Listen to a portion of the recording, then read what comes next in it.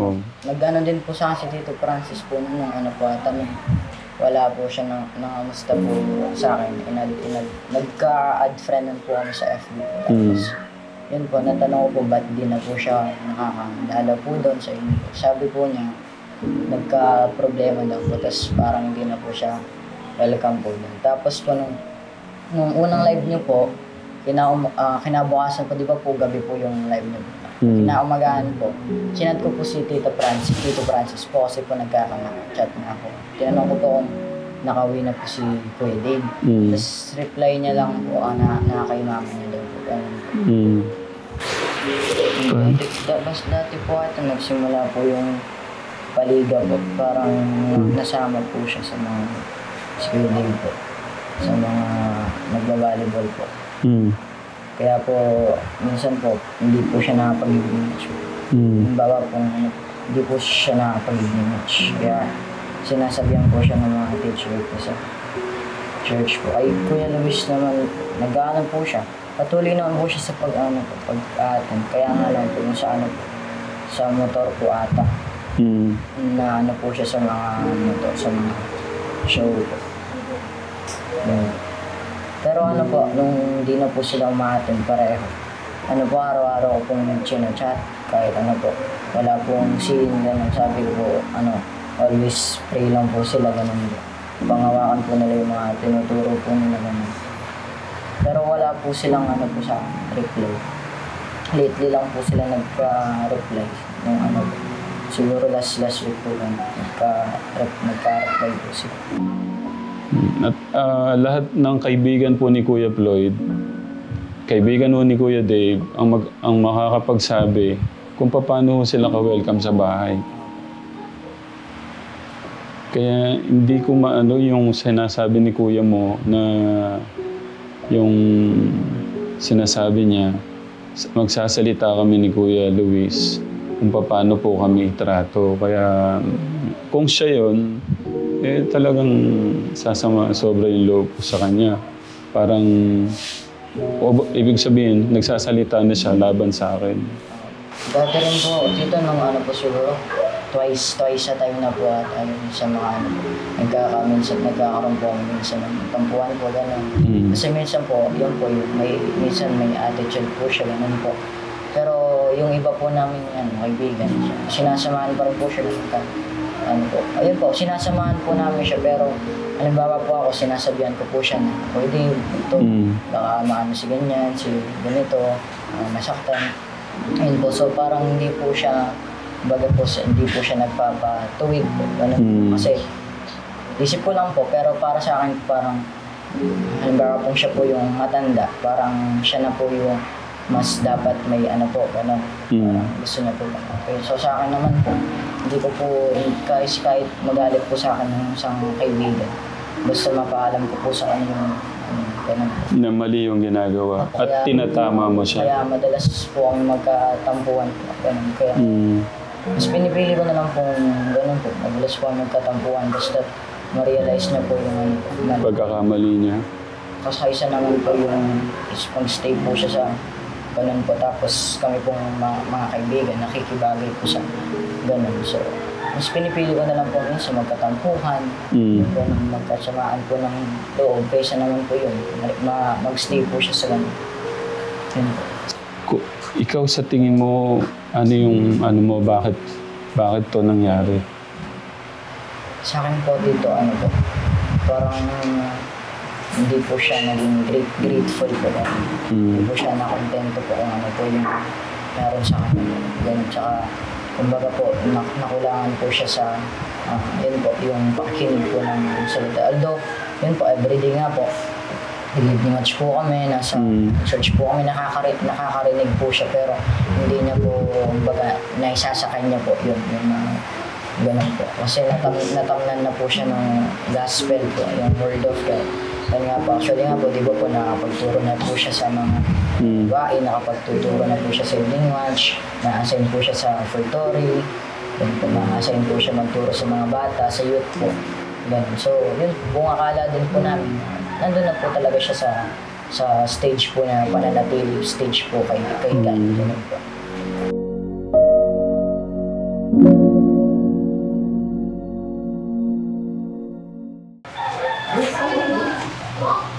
Yan yung tatay na Kuya Ting.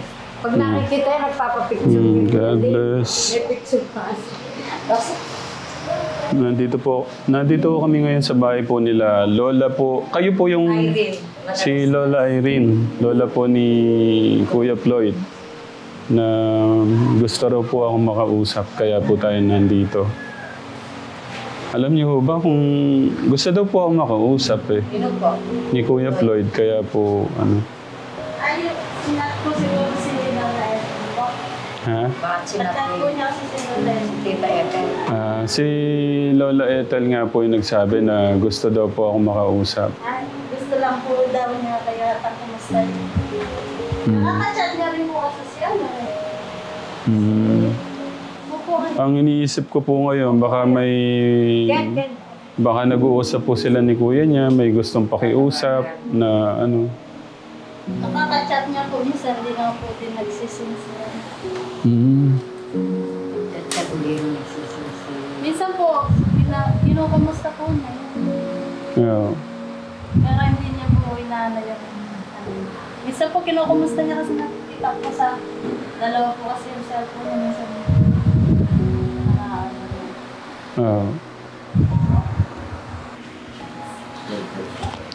Lagyan kitang mic. Gusto mo raw akong makausap. Opo. Bibisita po sana po kami ng ano po. Nung last day po. nangyari daw po sila. Ano yung may gusto ka ba sabihin? Wala po dito, makakamusta po sana kami po nung ano po. Last day po. Yun po. Sa mga live niya po. Iniisip ko, nung sinabi ni Tita Ethel na gusto mo akong kausapin, baka nag-uusap kayo ni kuya mo na may gustong pasabi sa'yo sa akin. Hindi nga po totoo. Nakamusta ko po siya araw-araw po. Chat ko po si Kuya Luis po, tsaka po si Weddy. Hindi naman po nagsising sa akin. Si kuya mo? Si Kuya Luis po, nagsim po ata last week. Kakausap ko po. Tapos, hindi na po siya nag-chat po, nag-sim po sa mga chat. Si Kuya David po, nung linggo po ata yan, linggo po ng hapon. Nag-chat po ako sa kanya kung kamusta na po siya. Okay naman daw. Sabi ko po, bisita siya po kahit once in a week lang po. Sige daw. Yun lang po yung reply niya po sa akin. Napanood mo yung mga live, yung mga nangyayari. Nagka-ganon, biglang ganon Sabi ni nanay, ang tawag mo, mama, nanay. Mama, sabi ni mama mo, dati daw, dito sila lagi. Ba't sa tingin mo, lumipat siya ng parang pinapasyalan o tambayan pala? Hindi ko lang po.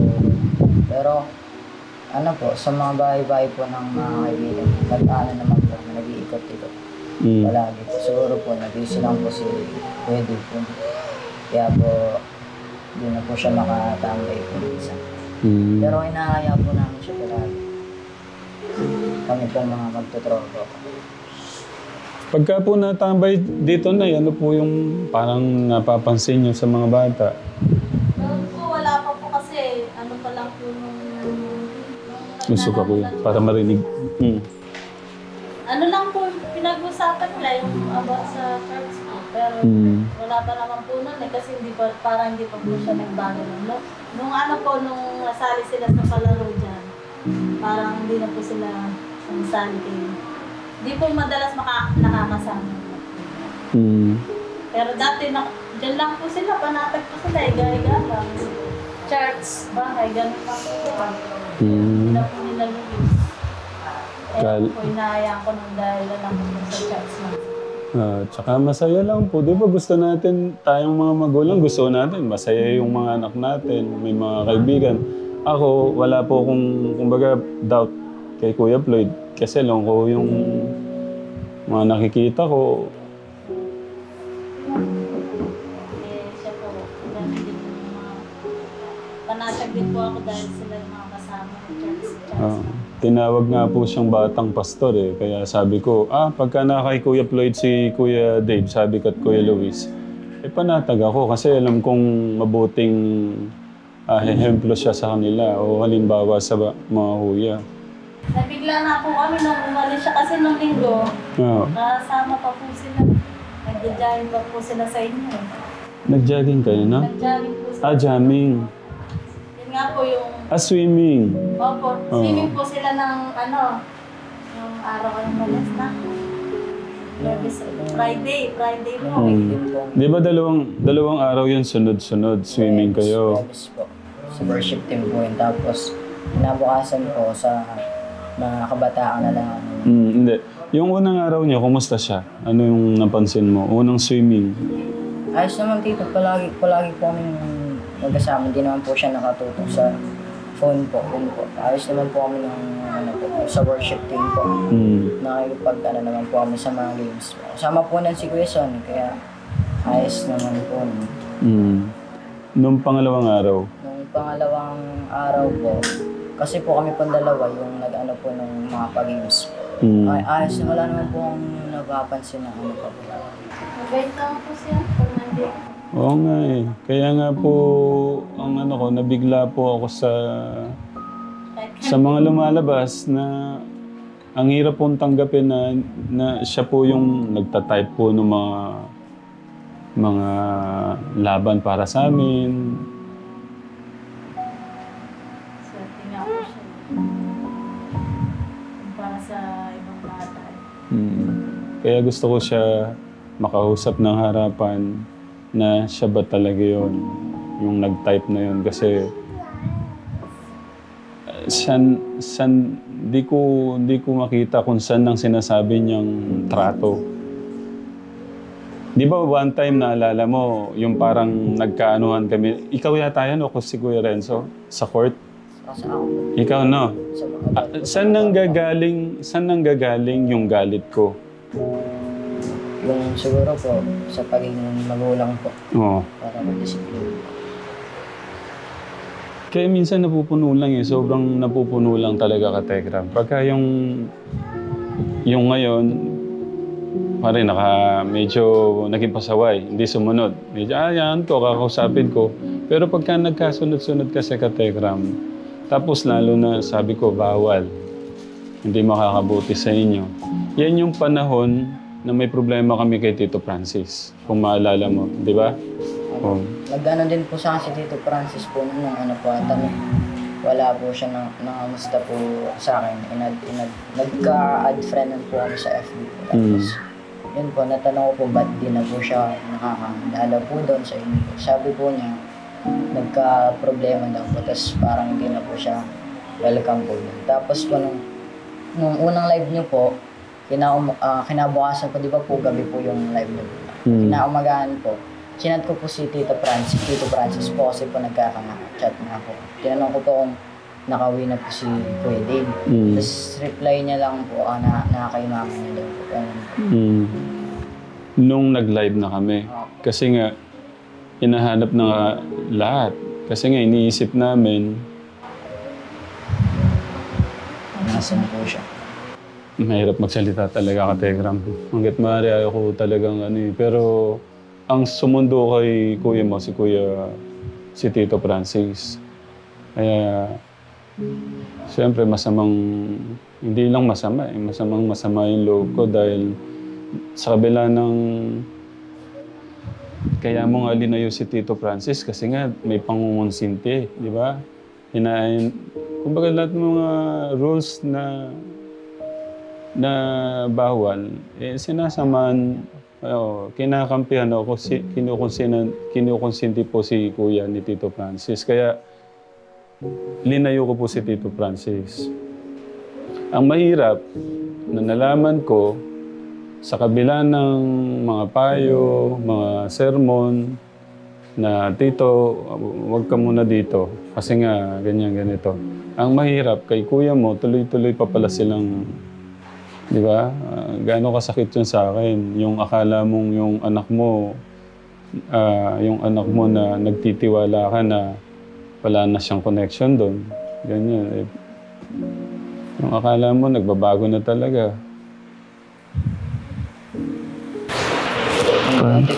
Dati po ata nagsimula po yung paliga po. Parang nasama po siya sa mga schedule po.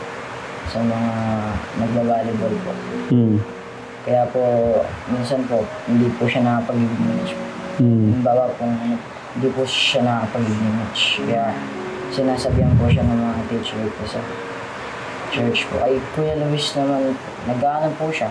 Patuloy naman po siya sa pag-attend. Kaya nga lang po, sa ano po, sa motor po ata. Na ano po siya sa mga motor, sa mga show po. Pero ano po, nung di na po sila umaattend pareho, ano po, araw-araw ko pong chat kahit ano po, wala pong scene, ganun. Sabi ko po, ano, always pray lang po sila, ganun. Pangawakan po nila yung mga tinuturo po nila, ganun. Pero wala po silang ano po sa reply. Lately lang po sila nagka-reply nung ano po. Siguro last week po lang, nagka-reply po sila. Tsaka ano ka, Tegram, sila Kuya Ploydo kasi, yung mga una, pangalawa at may kakaiba sa ginagawa nila sa bahay, kinukuha na nun natin yun para po bang maging remembrance, update kung ano po yung ginagawa ng mga bata. Pero yung kumari, same ano lang, nandun lang po sila. Lahat ba kinukuhanan ko? Ano lang, basta yung kumari yung first time, tapos yung medyo kakaiba yung ginagawa, parang gusto ko lang ma-share, gano'n. Yun lang, pero hindi naman lahat kailangan kuhanan eh. At lahat ng kaibigan po ni Kuya Floyd, kaibigan po ni Kuya Dave, ang makakapagsabi kung paano sila ka-welcome sa bahay. Kaya hindi ko maano yung sinasabi ni Kuya mo na yung sinasabi niya, magsasalita kami ni Kuya Luis kung paano po kami trato. Kaya kung siya yun, eh talagang sasama sobra yung loob ko sa kanya. Parang, ibig sabihin, nagsasalita na siya laban sa akin. Dati rin po, tito, nung ano po siguro, twice sa time na po at ano, sa mga ano po, nagkakaroon po kami minsan ng tampuhan po, gano'n. Kasi minsan po, yun po, minsan may attitude po siya, gano'n po. Pero yung iba po namin kaibigan, sinasamahan pa rin po siya ng ano po. Ayun po, sinasamahan po namin siya, pero halimbawa po ako, sinasabihan ko po siya na, pwede ito, baka maano si ganyan, si ganito, masaktan. Ayun po, so parang hindi po siya, hindi po siya nagpapatuwid po, ganun. Kasi, isip ko lang po, pero para sa akin, parang, halimbawa kung siya po yung matanda, parang siya na po yung mas dapat may ano po, gano'n. Parang gusto niya po. Okay, so sa akin naman po, hindi ko po, kahit magalit po sa akin ng isang kaibigan, basta mapaalam ko po sa kanya yung ganun. Na mali yung ginagawa at tinatama mo siya. Kaya madalas po kami magkatampuhan po. Ganun. Kaya mas pinipili ko na lang po ganun po. Madalas po kami magkatampuhan basta ma-realize na po yung pagkakamali niya. Kasi isa naman po yung pag-stay po siya sa ganun po. Tapos kami pong mga kaibigan nakikibagay po sa ganun. So, mas pinipili ko na lang po minsan magkatampuhan, magkasamaan po ng loob, kaysa naman po yun, mag-stay po siya sa ganun. Yun po. Ikaw sa tingin mo, bakit to nangyari? Sa akin po, tito, parang hindi po siya naging grateful po lang.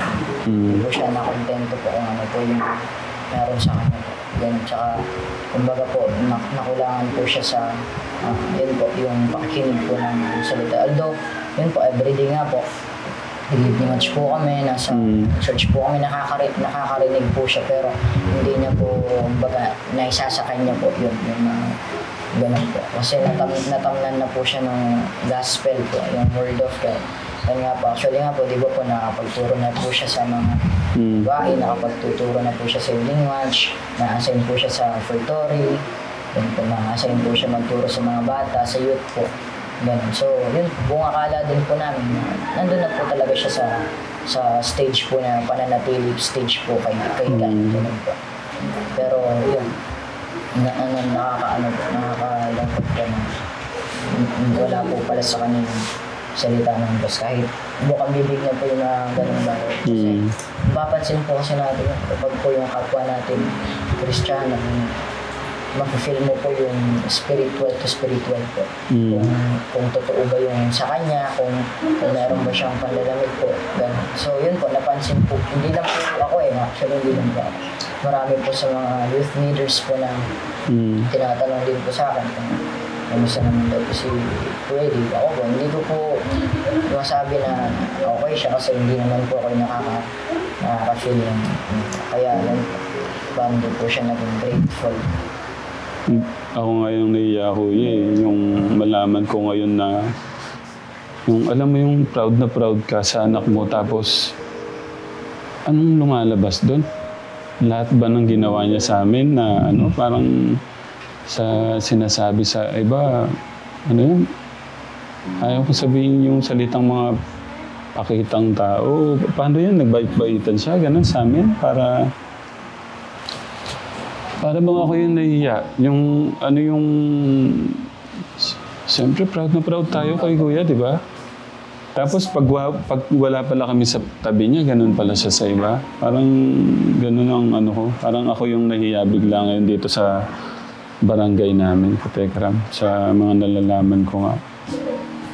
Yan na alam ko na yung mga inayos ko sa kanya, okay na. Dahil lalo na, kasama ka. Si Kuya Renzo, nagcha-church na kayo. Yun yung hindi ko paano niya nagawa yung ganun? Dati rin po, one time po ata yun, na parang kinukulit ko po siya sa mga tayo po na. Kasi nga po dun po sa Paligan, hindi po siya nakakata na evening watch. Kada hapon po, sa court po sila palagi. So yun po, kinukulit ko po siya kako po. Araw-araw po yun, walang tigil. Kamusta ganon, na unahin muna natin yung ministry. Kung gano'n sa amin. Tapos siguro po one time, napuno po siguro, yun po, to the point na binlock po ako, binlock po yung mga youth leaders na wala po communication sa kanya. Yan. Kaya po sila Teacher Rose, si Teacher Bessie, naka-block din po sa binlock ni Kuya mo sila? Isa lang nakikita kong dito, yung talagang humawak sa utak niya kung bakit siya nagkaganon Sana hindi siya nagpadaig sa ganon. Alam niyo makakasama sa kanya.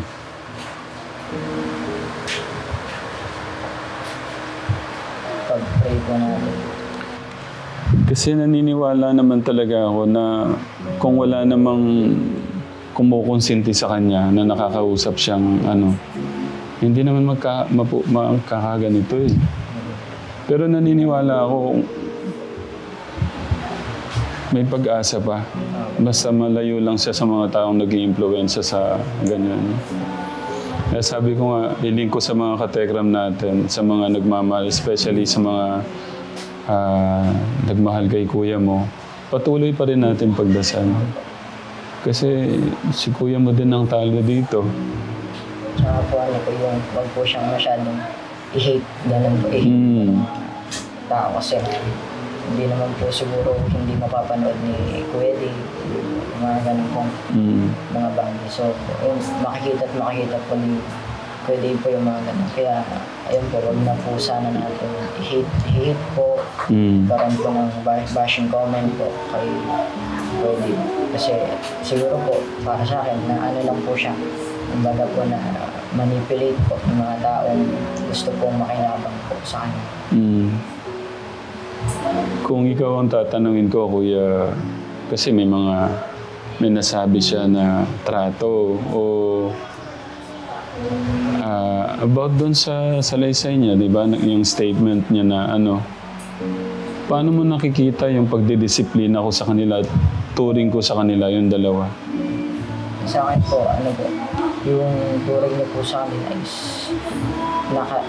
kumbaga po, base po talaga yun bilang pagturing niyo po sa kanya as tunay na mga anak po sa kanila po.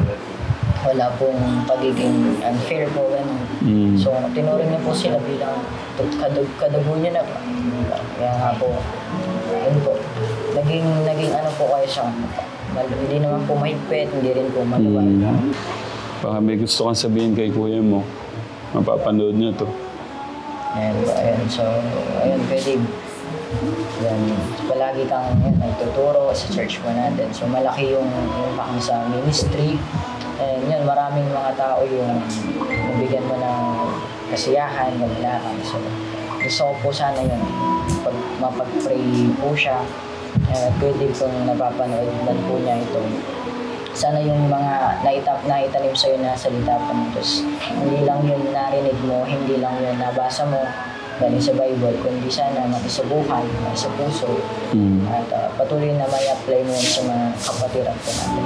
Sabi nga, kapag nadapa ka, bumangon ka kaagad. So, yung Panginoon natin, open arms siya na kukukup sa'yo na kukunin ka ulit sa pagkadapa mo. Yun. Huwag mong i-take as negative yung ganitong mga bagay. So, redirect ka lang po ni God para yung kamalian mo noon, mas maging matatag ko pa. Ayan. Siguro ito, naisip ko lang din, baka ito nangyari para mas maintindihan at ma-realize ni kuya mo na yung lahat ng pagkakamali niya. Sana ito na yung paraan para mas talagang lumapit at lalimin niya yung kay God. Sila pong dalawa po ng Kuya Luis. Si Kuya Luis mo, naman, ito lang lately, itong sa motor nga. Maalala ko, ano yung sinasabi mong volleyball? Sino yung mga yun? Ano po sila dito halo. Doon niya rin po, hindi niya pa po alam. Pero alam ko pa nasabi ko at Tito John po yun, about po sa volleyball na may mga nakakasama po siya mga gays. Ha? Gays po, Mga bakla? sa volleyball. Hindi sila taga dito? Taga dito rin po si Barangay. Yung mga teammate niya po gano'n. Tapos po, kapag po hapon, hindi po siya dumidiretso sa church. Ganun po.